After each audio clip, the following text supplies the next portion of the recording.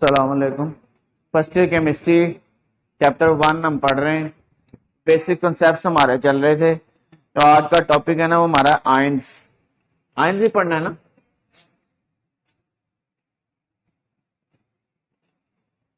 ये जो टॉपिक्स है ना, ये बेसिक्स हैं।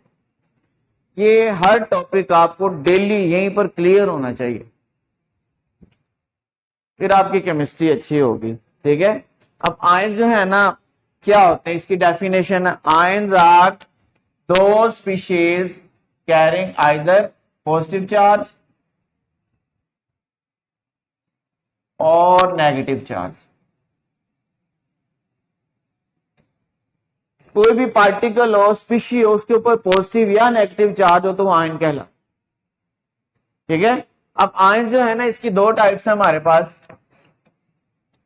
एक तो होते हैं पॉजिटिव चार्ज वाले, ये कहलाते हैं कैटाइंस, और नेगेटिव चार्ज वाले कहलाते हैं anions.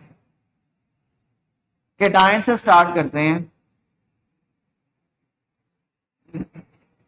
Whenever a neutral atom gains some energy, it removes one or more electrons from its valence shell. जब किसी न्यूट्रल एटम को एनर्जी देंगे, या और भी बहुत सारे रिसोर्सेज हैं इलेक्ट्रॉन रिमूव करने के, तो उसका इलेक्ट्रॉन अगर रिमूव हो जाता है तो हमारे पास पॉजिटिव चार्ज वाला पार्टिकल बनता है। उस पॉजिटिव चार्ज वाले पार्टिकल को हम कहते हैं कैटाइन। ठीक है। अब देखें, ये हमारे पास एक न्यूट्रल एटम है ए, कोई भी एटम हो सकता है, ए का नाम दे दिया। इसको आप एनर्जी दें तो ये अपना इलेक्ट्रॉन जो है ना, एक रिमूव कर देगा। जब इलेक्ट्रॉन रिमूव करेगा तो इसके ऊपर प्लस चार्ज आएगा। ये क्या है, ये दिस इज न्यूट्रल एटम।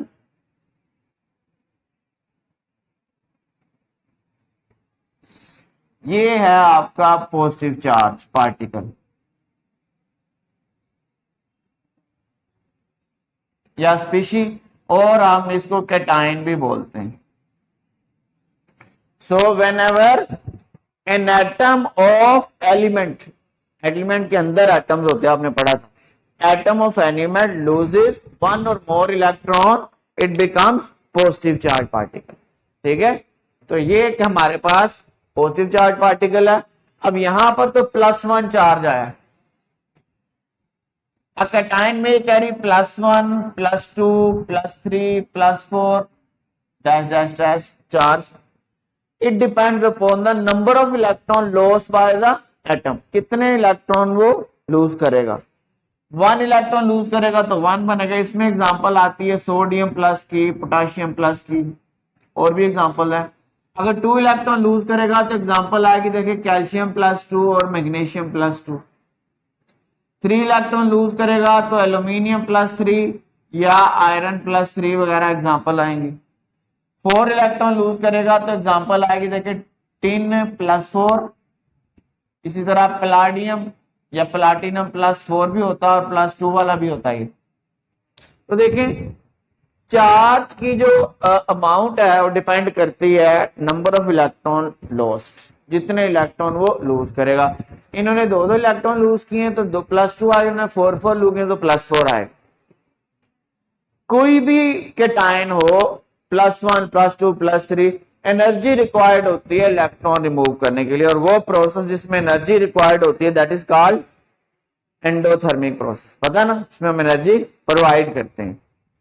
अब कैटाइन, पॉजिटिव आयन को कैटाइंस कहते हैं, क्यों है, देखें क्यों कहते हैं, पता है?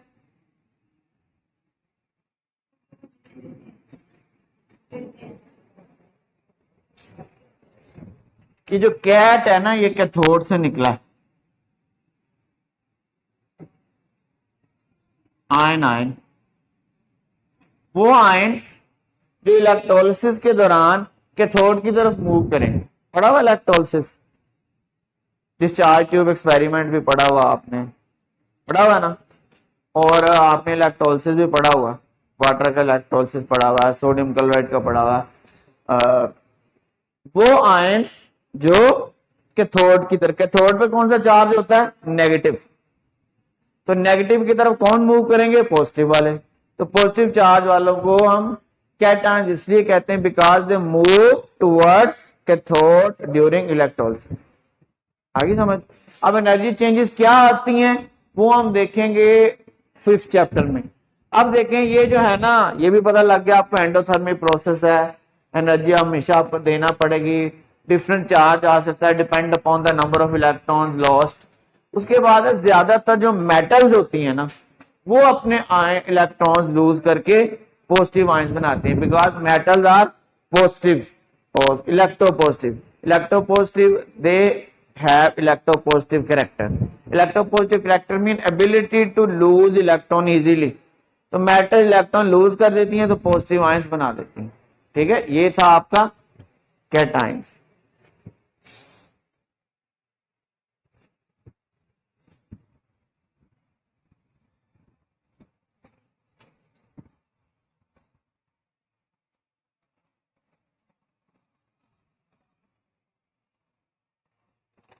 नेक्स्ट देखिए जी एनायंस। एनायंस कौन से हैं? If you have a neutral atom से फर्ज किया बी, इसमें आप इलेक्ट्रॉन ऐड कर दें, एक या दो, ज्यादा भी ऐड हो सकते हैं, it will become negatively charge particle. This is neutral atom,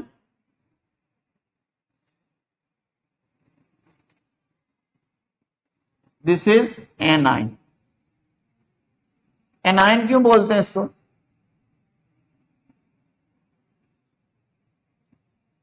cat cathode से था, एन एनोड से।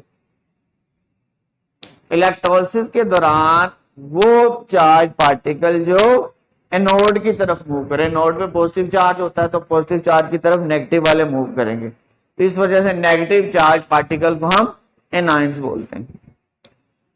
अच्छा ये देखें, जब भी इलेक्ट्रॉन ऐड होगा ना तो अट्रैक्शन है, ये इसके न्यूक्लियस की वजह से इलेक्ट्रॉन ऐड होता है इसमें, तो जब भी अट्रैक्शन होगी एनर्जी रिलीज होती है। तो ये यूनी नेगेटिव है, सिंगल नेगेटिव जब भी आयन बनेगा एन आयन तो ऑलवेज एनर्जी रिलीज होगी। तो एनर्जी रिलीजिंग प्रोसेस कौन से होते हैं? एक्सोथर्मिक, एक्सो ही होते हैं ना, पढ़ा हुआ। सो formation of uni-negative ion by the addition of electron to a neutral atom is an exothermic process. अच्छा और कुछ एग्जांपल्स भी हैं इसकी बहुत सारी, देखें एग्जांपल्स देख लेते हैं। हैलोजन जो है ना, फ्लोराइड, क्लोराइड, बोरोमाइड, आयोडाइड, ये सारे यूनी नेगेटिव है। ऑक्सीजन जो है -2 कैरी करता है, सल्फाइड -2 कैरी करता है, नाइट्रोजन जो है -3 कैरी करता है, phosphorus -3 carry, oxide, sulphide, nitride, phosphide. ठीक है, तो ये देखिए चार चीजें, -1 -2, जितने इलेक्ट्रॉन ऐड होंगे उतना नेगेटिव चार्ज आ जाएगा। आगे समझ। अब ये जो केटायंस और एनायंस बने हैं इनकी प्रॉपर्टीज अपने पेरेंट एटम जिस न्यूट्रल एटम से बनते हैं उनसे ऑल टुगेदर डिफरेंट होती हैं, मुकम्मल तौर पे डिफरेंट। मिसाल के तौर पे देखें, ये सोडियम है, इसमें से एक इलेक्ट्रॉन आप रिमूव कर दें तो Na+ बन जाएगा और एक इलेक्ट्रॉन ये इसने दिया। अब ये न्यूट्रल एटम है सोडियम और ये आयन है सोडियम का, ये दोनों डिफरेंट चीजें हैं, सिर्फ एक इलेक्ट्रॉन का फर्क है। देखें ये जो सोडियम है ना, ये इलेक्ट्रॉन लूज कर सकता है, ये बनाने के लिए इलेक्ट्रॉन लूज करना, रिमूवल ऑफ इलेक्ट्रॉन, ये ऑक्सीडेशन होती है। यहां पे देखें ऑक्सीडेशन हो रही है, ये नहीं लूज करेगा, ये +1 है ना, ये एक इलेक्ट्रॉन गेन करेगा, ये बनाएगा।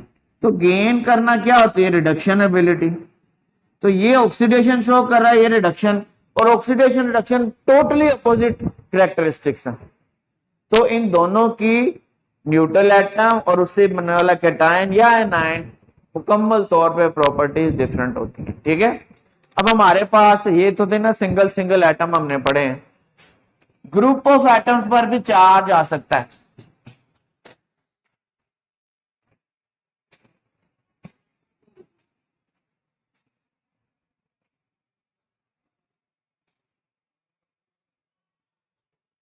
देखिए there are many examples for group of atom having negative charge. मिसाल के तौर पे देखें ये OH माइनस है, CO3 माइनस ये कार्बोनेट है, HCO3 माइनस ये बाइकार्बोनेट है, SO4 माइनस 2 ये सल्फेट है, PO4 माइनस ये फॉस्फेट है, MnO4 माइनस 1 ये परमैंगनेट है, Cr2O7 माइनस 2 ये डाइक्रोमेट है। देखिए ये सारे ऐसे हैं, देखें इसमें कितने एटम है 1 और 3 4 और चार्ज नेगेटिव, सिंगल नहीं है, ये है group of atoms having negative charge, ये ज्यादा अबंडेंटली पाए जाते हैं।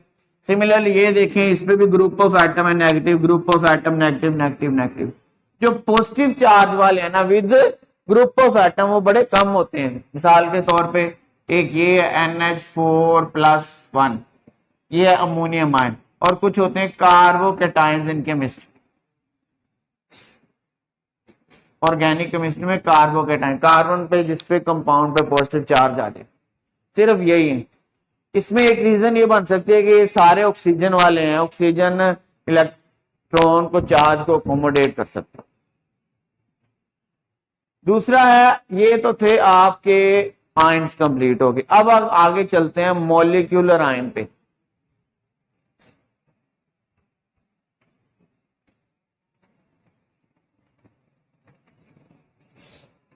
टॉपिक समझ आ गया आपको? मॉलिक्यूलर आयन पे चलो।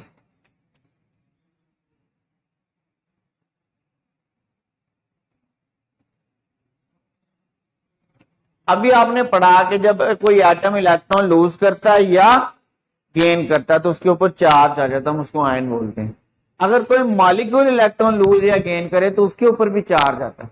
अगर कोई मॉलिक्यूल इलेक्ट्रॉन लूज करेगा तो उसके ऊपर पॉजिटिव चार्ज आएगा, उसको हम क्या कहेंगे? Molecular cation. अगर कोई मॉलिक्यूल इलेक्ट्रॉन गेन करेगा तो उसके ऊपर नेगेटिव चार्ज आएगा, उसको हम कहेंगे मॉलिक्यूलर एनाइन। ठीक है, तो जो मॉलिक्यूलर कैटायंस होते हैं ना, दो तरह के फिर ये हुए, मॉलिक्यूलर कैटायंस और molecular anions. Molecular cations abundant होते हैं, ये ज्यादा तादाद में पाए जाते। जैसे देखें CH4 ये मीथेन है, CO carbon monoxide, N2 nitrogen. ये आपकी बुक में एग्जांपल, ये मीथेन है, न्यूट्रल मॉलिक्यूल है, ये मॉलिक्यूल है ना, कल आपने पढ़ा है। क्यों?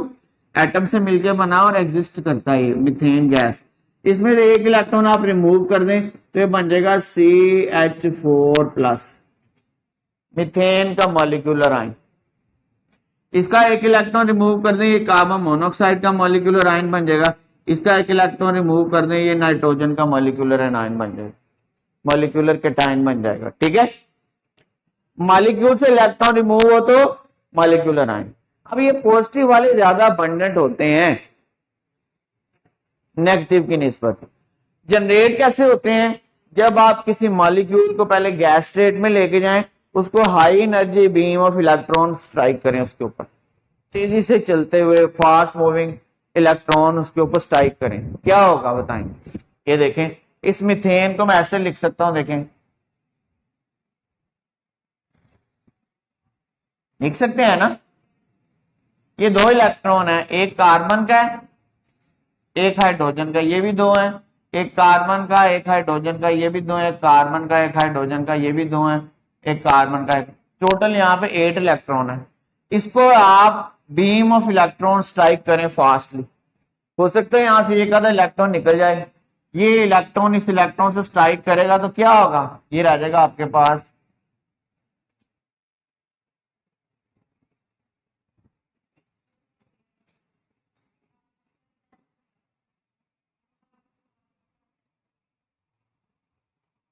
क्या हुआ? ये इलेक्ट्रॉन निकल गया, इलेक्ट्रॉन इलेक्ट्रॉन को कोलाइड करेगा, हाई एनर्जी है, फास्ट स्पीड से मूव कर रहा है, इसको एक्सपेल कर देगा। इसमें से इलेक्ट्रॉन निकल गया तो इसके ऊपर पॉजिटिव चार्ज आ जाएगा, तो ये क्या होगा आपके पास? Plus charge. सिमिलरली यहां से भी निकल सकता है, ऐसे यहां से भी निकल सकता है। अब देखें जो एनायंस है नेगेटिव, वो अबंडेंट क्यों नहीं है? देखिए इसका ऑक्टेट कंप्लीट है ना, यहाँ पर 8 पूरे है ना, जगह तो नहीं है यहाँ पे, कोई रूम नहीं है फर्दर इलेक्ट्रॉन। अब नेगेटिव तब बनेगा जब इलेक्ट्रॉन ऐड होगा।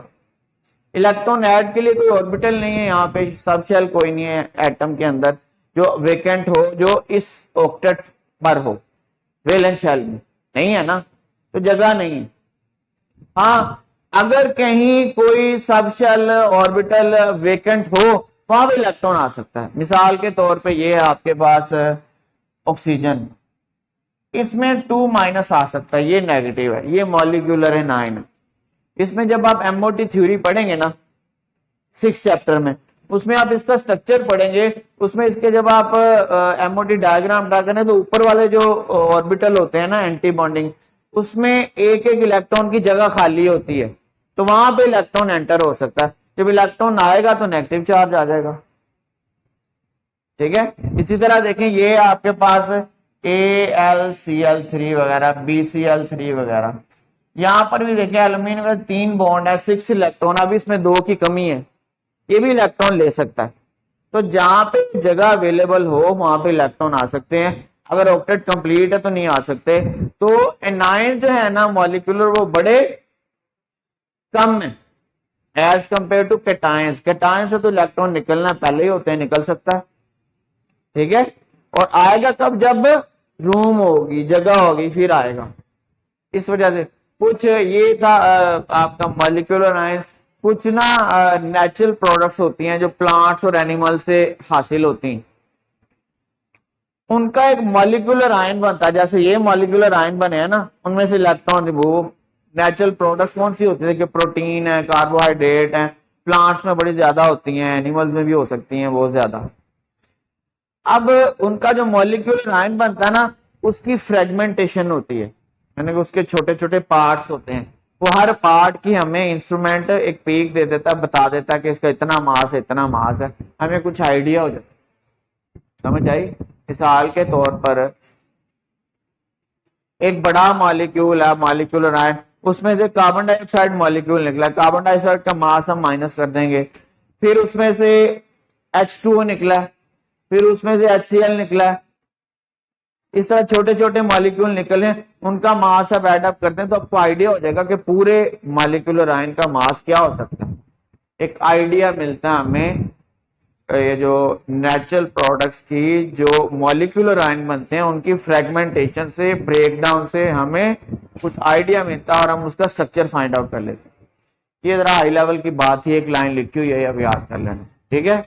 कल वाला टॉपिक निहायत इंपॉर्टेंट है, रिलेटिव एटॉमिक मास, अक्सर बच्चों को नहीं याद होता, बस रटा लगा लेते हैं, समझ कम ही लोगों को होती है, ठीक है, मिस नहीं करना। इसमें से कोई क्वेश्चन नहीं?